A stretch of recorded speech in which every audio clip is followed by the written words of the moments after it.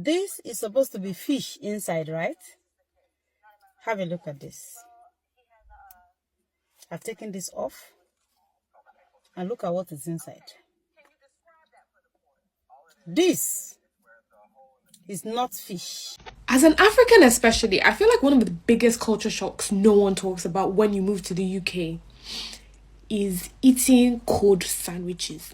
The fact that you would invite me to your own birthday party. You are doing your birthday. You are the one that is born on that day. You are the one that said that you want to do party. And then I come to your birthday party or maybe your birthday dinner, whatever, and I have to pay for my food. Why? That's shock number one. Fake smiles. Now let me explain what I mean by fake smiles.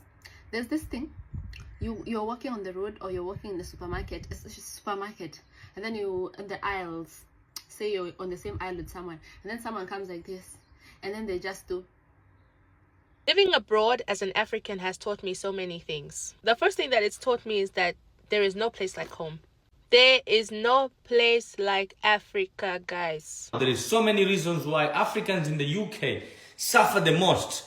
And I can tell you this because I know. I am African. I was born and raised in Kenya. And I realize there is so many things. But one thing is lack of sun. Look at this. Who is going to be able to agree? Look what kind of views is this. Guys, I just want to show you something about this. This is fish finger, right? I will not mention the brand or the name. And look at this. I'm taking off the breadcrumb. It's breaded fish finger. This is supposed to be fish inside, right? Have a look at this. I've taken this off. And look at what is inside. This is not fish. This cannot be fish. This is elastic. This is elastic. This cannot be fish. I don't know if you get what I mean. This cannot be fish. Guys, let's watch what we eat. Let's be careful what we eat. This, look at this. This cannot be fish. Let me bring out another one for you to see. This is it. I've placed it in the air fryer for some minutes. And let me take out the bread, the breadcrumbs. That was look at the way it's peeling off. And you tell me this is fish? No, this cannot be fish. You don't even need to look at the. Look at this. Look at this. Look at this. See how elastic it is. As an African especially, I feel like one of the biggest culture shocks no one talks about when you move to the UK is eating cold sandwiches. But do you know that it tastes like suffering? No, it actually does. And I'm the kind of person who I feel like I eat pretty diversely. I'm always down to try new foods and stuff. But you see that cold sandwich at lunchtime when you've been working and you're hungry and tired, they will now bring the thing looking like sofa head. You just wonder, wow, ew. In my 2 years of being in this UK, there is one cultural shock that I never want to even accept. I'm not going to accept it.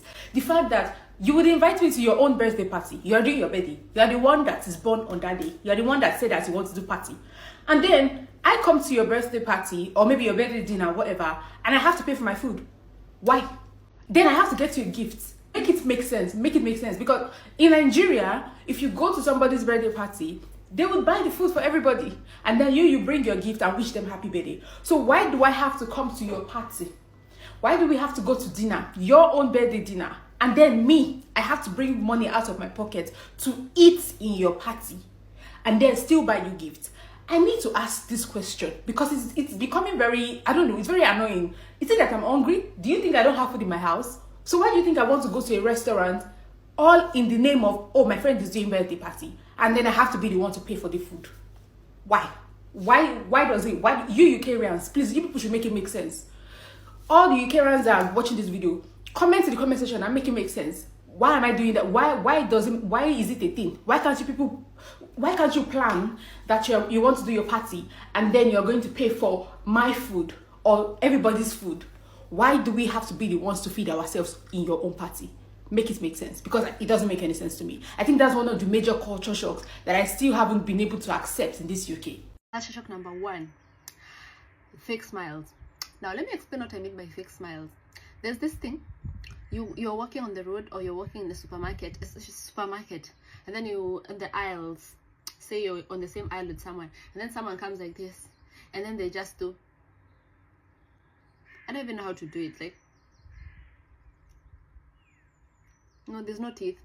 Now, first time this happened, I thought these people knew me, so I was like, God, maybe they know me and I've forgotten them. So I'd smile back and even say, oh hi, like, maybe I forgot you. Kumbe they don't know you. I don't know why they do it. They just do that, and they don't do it to each other. And when I say to each other, you know what I mean. You know what I mean. They only do it to, they don't do it to each other. But it's just, and it's like, first of all, why are you smiling at me? Second, like, someone who understands the psychology, please explain, because what's it? And it's so fake, it doesn't reach their eyes. Living abroad as an African has taught me so many things. The first thing that it's taught me is that there is no place like home. There is no place like Africa, guys. Yes, there are opportunities in Europe. We cannot deny this. But if I had those same opportunities and resources back home, and I had to choose between living in Europe and living in Africa, I would choose Africa. If you are in Europe or in the States or wherever trying to seek a better life, a better opportunities, that's okay. But please do not forget to use those resources and those opportunities, if you can, to invest back home. Build your life back home. Guys, life in Africa is sweet when you have means. And that is a fact. So I'm procrastinating, and I decided I'm going to give you guys 3 things that shocked me as a South African living in Germany. That shocked me, and I'm going to share it with you. 3 things. The third thing was going to the grocery store and needing a coin, a €1, a 50 cent, or €2 to get a trolley. It's not free, guys. You need to pay for the trolley. For real. But now I've become smart. I have like this, I don't know what you call it. It's a thingy-mabob that you put into the trolley, and then it loosens the trolley for you, and then you have a trolley. But if you don't have that, you pay. That was the third thing that shocked me. The second thing that shocked me was how obedient German citizens are to the rules and regulations of the road, bruh. Listen here, you know, in South Africa, I can speak for Cape Town. I can speak for me. I can speak for what I observed in Cape Town. We must run over the road, man. We run over the road. Like, this is what we do. Like, the traffic light is red, the robot is red, and we run because there's no cars. Not here, bruh. Everybody waits. Everybody waits.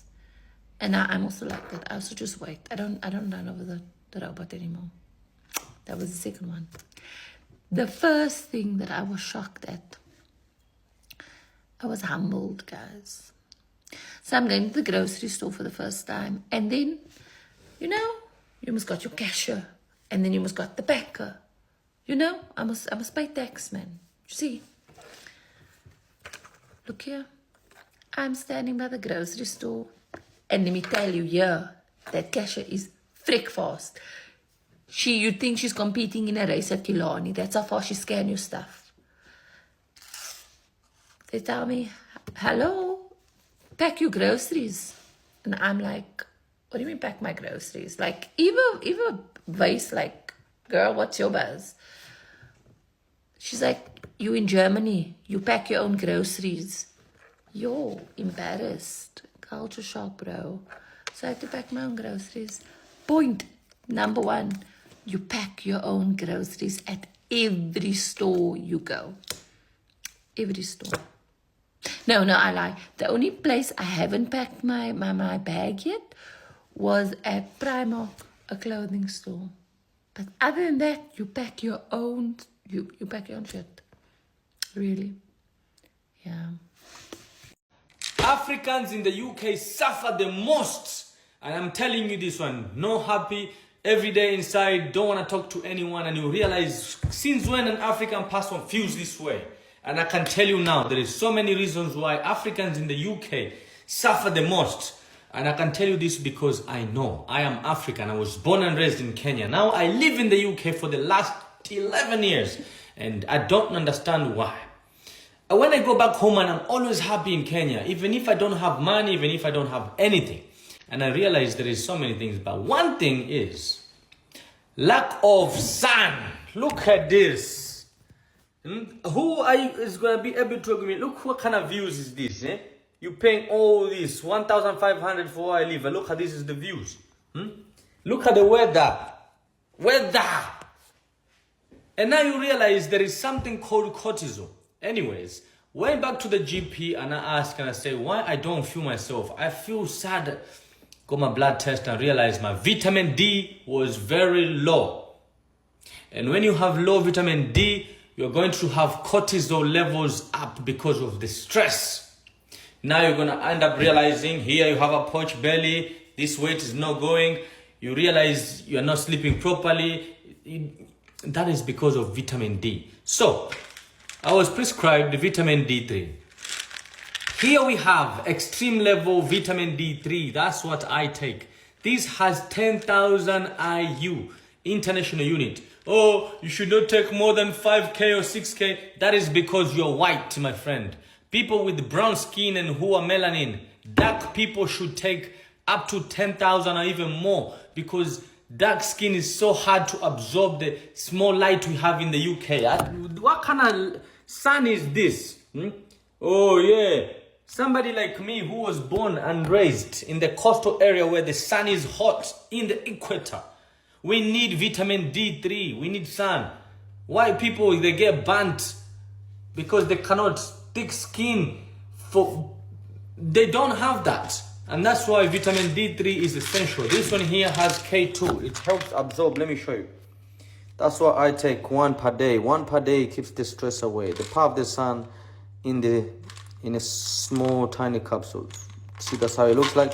So K2 helps absorb the vitamin D, calcium, phosphorus. So, because I don't want to be talking, and there is this thing here, you don't eat inside.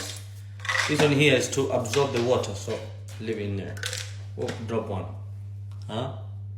Very small. Oops, look how tiny it is compared to my finger. You see? This is how it is. Vitamin D3 is a must. If you live in the UK, it is a must. And that is it. So one a day of this, it will keep you out of the stress because stress is normal, but cortisol levels, this is another thing. You see people, they don't feel themselves. That's because of that. Lack of sun, my people. So here on the yellow basket, vitamin D3, that's exactly what I take. Here there is a 3-month supply, only one per day. But other than that, you still need to eat good, be happy, stop, thinking too much, work hard, and God willing, everything will be okay.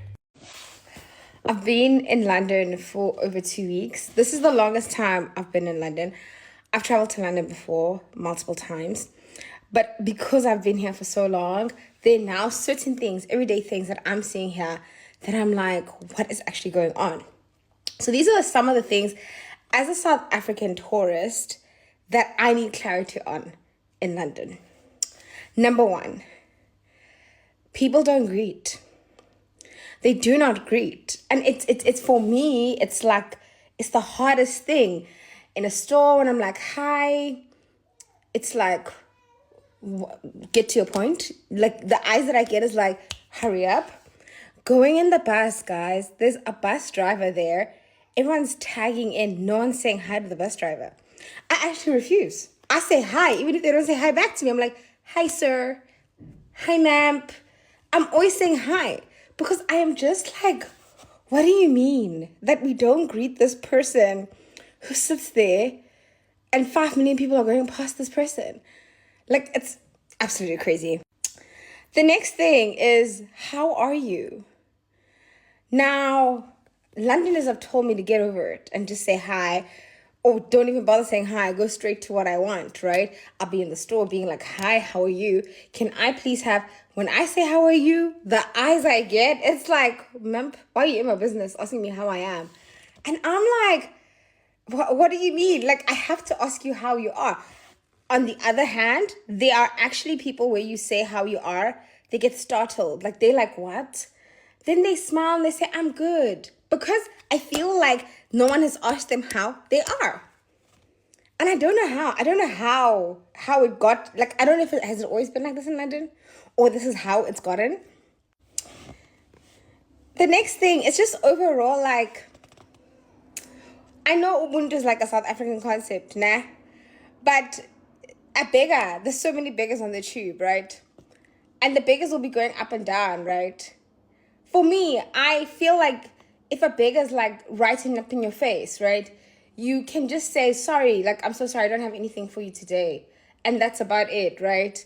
Like, these beggars, all these people will not even give them eye contact. One today, I said to him, oh, sir, I'm so sorry, I don't have any cash on me, but have a good day. He literally said, you're so well-mannered. I appreciate it. Thank you. Do you understand that? Like, I didn't give him money. He just was happy that I acknowledged his presence, which is absolutely insane. The other thing, guys, I was on the tube or trying to figure out the trains, and there was other tourists that I also saw going through this. I asked someone, hi, is this and this train? That girl looked at me with the earphones. She didn't say a word until I said, yay. And then she's like, oh, yes. And then she answered me. Violence, guys. I need violence in the city to get answers, which is absolutely unacceptable. And those are the things that it's cracking my brain. I'm like, how are people surviving? Like, do you guys have souls? Also, lastly, I got free books from a monk while I was walking around here because the monk said to me, you have such good energy. I want to give you these 4 books. And I was like, for free? And he's like, yeah, like, I can feel you have good energy. And I took the books, but that's exactly what I'm talking about. Soulless people walking out in the streets of London.